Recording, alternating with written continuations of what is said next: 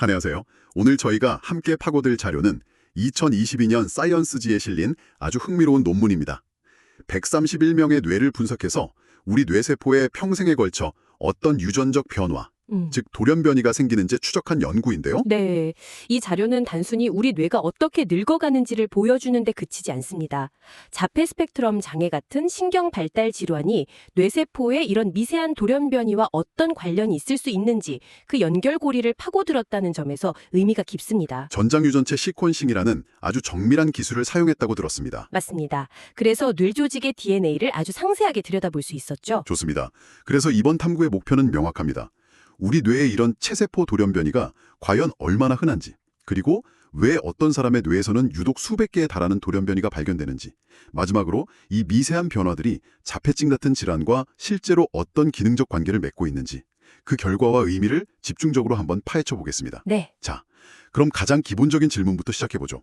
연구진이 131개의 뇌를 분석했다고 했는데 평범한 우리 뇌 속에는 돌연변이가 보통 얼마나 있나요? 결론부터 말씀드리면 대부분의 뇌에서는 약 20개에서 60개 사이의 체세포 단일염기 돌연변이가 발견됐습니다. 아, 20개에서 60개요? 네, 이게 일종의 기준선, 그러니까 베이스라인이라고 생각하시면 됩니다. 생각보다는 그렇게 많지 않은 것 같기도 하네요. 이런 돌연변이들에서 어떤 공통적인 특징 같은 것도 발견됐나요? 네, 아주 뚜렷한 특징이 있었습니다. 발견된 돌연변이의 상당수가 C, 즉 시토신이라는 염기가 T, 티민으로 바뀌는 형태였어요. C가 T로? 네, 이건 세포가 분열할 때 DNA를 복제하는 과정에서 자연스럽게 생기는 오류의 전형적인 흔적이거든요. 아, 그렇군요. 논문에 따르면 이 특징은 뇌가 만들어지는 아주 초기 단계, 즉 배아 발달 과정에서 돌연변이가 주로 발생했다는 걸 보여줍니다. 잠깐만요. 그게 정말 흥미로운 지점인데요. 보통 돌연변이라고 하면 나이가 들면서 담배를 피우거나 자외선을 쬐는 것처럼 외부 요인 때문에 차곡차곡 쌓이는 거라고 생각하기 쉽잖아요. 그렇죠. 다들 그렇게 생각하죠. 그런데 그게 아니라는 건가요? 바로 그겁니다. 실제로 이 연구에서 잠시 후에 다룰 아주 특별한 과변이 뇌를 제외하고는 나이와 돌연변이 수 사이에 아무런 상관관계가 나타나지 않았습니다. 상관관계가 전혀 없었다고요? 네, 80세 노인의 뇌나 20세 청년의 뇌나 돌연변이 개수는 비슷했다는 거죠. 와, 그건 정말 의외네요. 그럼 우리가 평생 안고 가는 대부분의 뇌세포 돌연변이는 인생을 살면서 축적된 게 아니라 아주 어릴 때, 뇌가 한창 만들어질 때 이미 생긴 초기 값에 가깝다? 이런 의미로 해석할 수 있겠군요. 네, 아주 정확한 해석입니다. 뇌의 신경세포는 대부분 태어난 이후에는 더 이상 분열하지 않기 때문에 초기에 생긴 돌연변이가 그대로 박제처럼 남아있는 거죠. 알겠습니다. 그럼 대부분의 뇌는 평생 수십 개 정도의 돌연변이를 갖고 살아간다는 거네요. 그러면 혹시 모든 뇌가 다 이런 패턴이었나요? 아니면 뭔가 예상치 못한 예외도 있었습니까? 물론 예외가 있었습니다. 그리고 그 예외가 이 연구의 핵심적인 발견 중 하나입니다. 어떤 예외였죠? 분석된 131개 뇌 중에 약 6%, 그러니까 8개의 뇌에서는 일반적인 기준치를 훌쩍 뛰어넘는 수백 개의 돌연변이가 발견됐습니다. 네, 연구진은 이 뇌들을 과변이 뇌라고 불렀습니다. 20개에서 60개가 보통인데 갑자기 수백 개라니 엄청난 차이네요. 이 과변이 뇌들은 앞서 말한 일반적인 뇌와는 뭔가 다른 특징을 보였나요? 네, 완전히 다른 양상을 보였습니다. 바로 나이와의 뚜렷한 연관성이었죠. 아, 이번에는 나이와 관련이 있었군요. 그렇습니다. 자료를 보면 40세 미만의 뇌에서는 과변이 상태가 단 2%에 불과했는데 60세가 넘은 뇌에서는 그 비율이 16%까지 급격하게 올라갑니다. 아, 그렇군요. 그럼 이 과변이라는 현상만큼은 뇌 발달 초기의 산물이 아니라 명백하게 노화와 관련된 과정일 가능성이 높다는 거네요. 네, 맞습니다. 나이가 들면서 뇌 속에서 무언가 돌연변이를 폭발적으로 증가시키는 사건이 일어난다는 뜻이군요. 네, 바로 그 지점입니다. 노화 과정에서 뭔가가 방아쇠를 당겼다고 볼 수 있는 거죠. 그리고 이 과변이 뇌 중 하나에서 정말 충격적인 사실이 발견됐습니다. 어떤 사실이죠? LIBD82라는 번호가 붙은 생전에 조현병을 앓았던 분의 뇌였는데요. 네. 해마 조직을 분석했더니 7번 염색체는 3개가 되고 10번 염색체는 1개가 되는, 즉 염색체 수가 비정상적인 이수성 현상이 관찰됐습니다. 이수성. 그게 염색체 수 이상을 말하는 거죠? 네. 그런데 이 패턴은 악성 뇌종양의 일종인 뇌교종에서 아주 전형적으로 나타나는 유전적 특징입니다. 뇌종양 특징이 발견됐다고요? 그런데 그분은 암 환자가 아니었다면서요? 이게 어떻게 가능한 거죠? 네, 바로 그 점이 이 발견을 정말 중요하게 만드는 겁니다.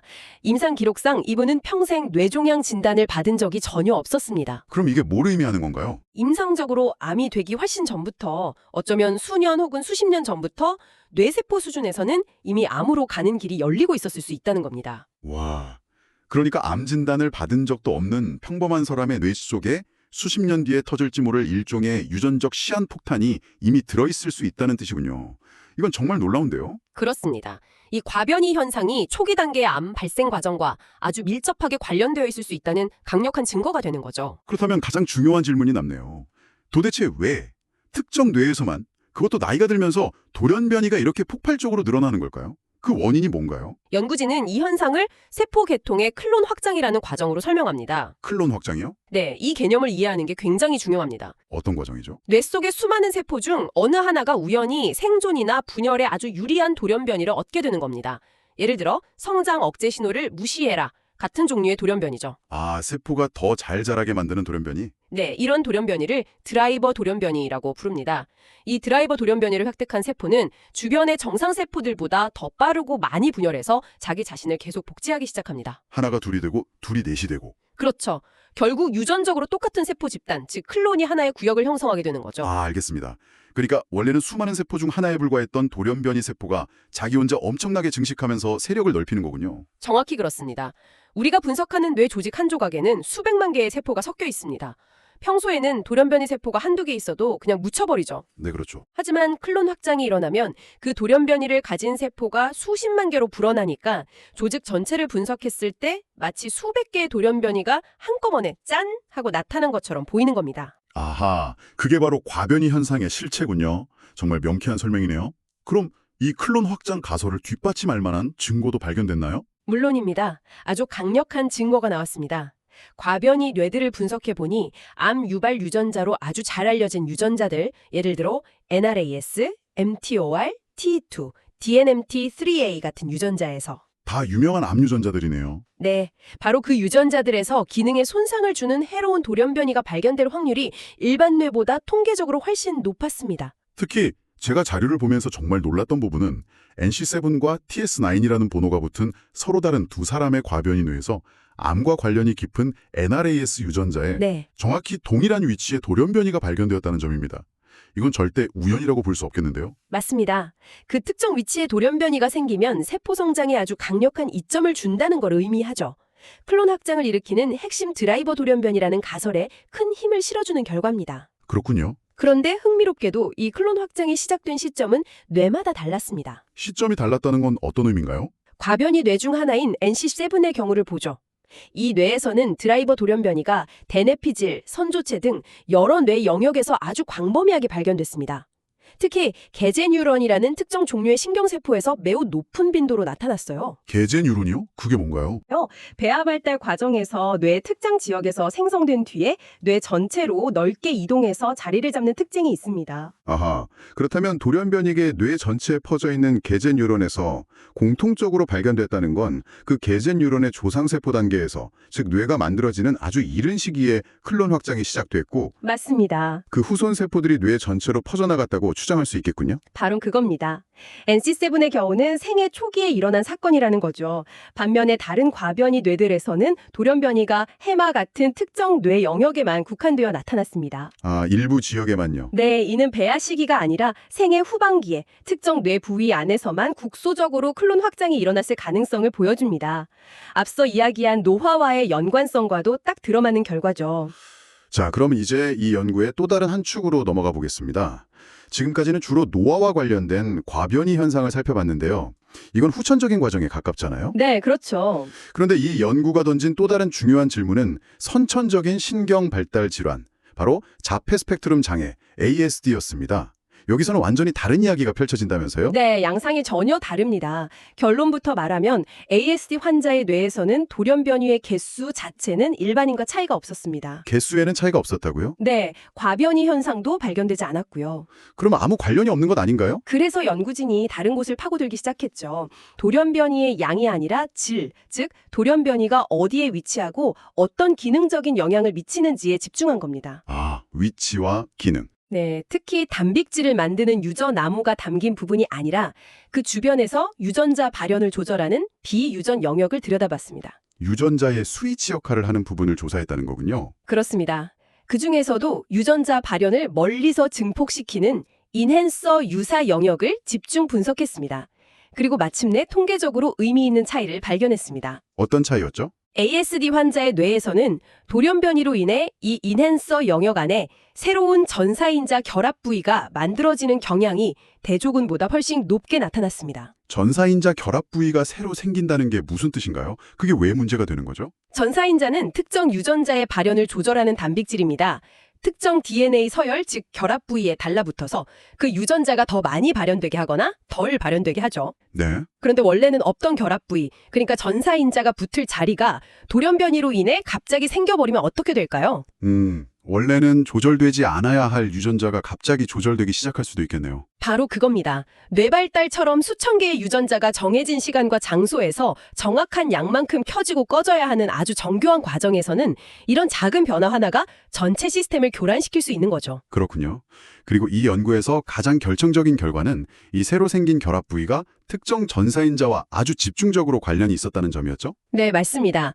바로 MEIS라는 이름의 전사인자 계열이었습니다. MEIS요? 네, 분석 결과 정상 뇌에서는 MEIS 전사인자가 결합할 수 있는 부위를 만드는 돌연변이가 4건에 불과했습니다. 하지만 ASD 환자의 뇌에서는 무려 16건이나 발견되었어요. 4건 대 16건. 이건 통계적으로 매우 의미 있는 차이겠네요. 그렇죠. 이 MEIS라는 전사인자가 그렇게 중요한 건가요?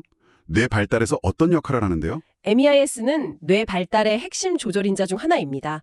신경세포가 언제, 얼마나 만들어질지, 뇌의 앞쪽과 뒤쪽 같은 전체적인 구조와 패턴을 어떻게 형성할지를 결정하는 데 매우 중요한 역할을 합니다. 아, 정말 핵심적인 역할을 하는군요. 네, 실제로 이 유전자에 문제가 생기면 지적장애를 유발할 수 있다는 것도 알려져 있고요. 와, 그렇다면 이제 모든 조각이 맞춰지는 느낌입니다. ASD 환자의 뇌에서 발생한 체세포 돌연변이가 그 개수는 비록 많지 않더라도 하필이면 태아의 뇌가 발달하는 가장 결정적인 시기에 MEIS와 같은 핵심 조절인자의 작동 방식을 미세하게 교란시켰을 수 있다는 거군요. 그것이 바로 이 연구가 제시하는 아주 중요한 새로운 다선입니다.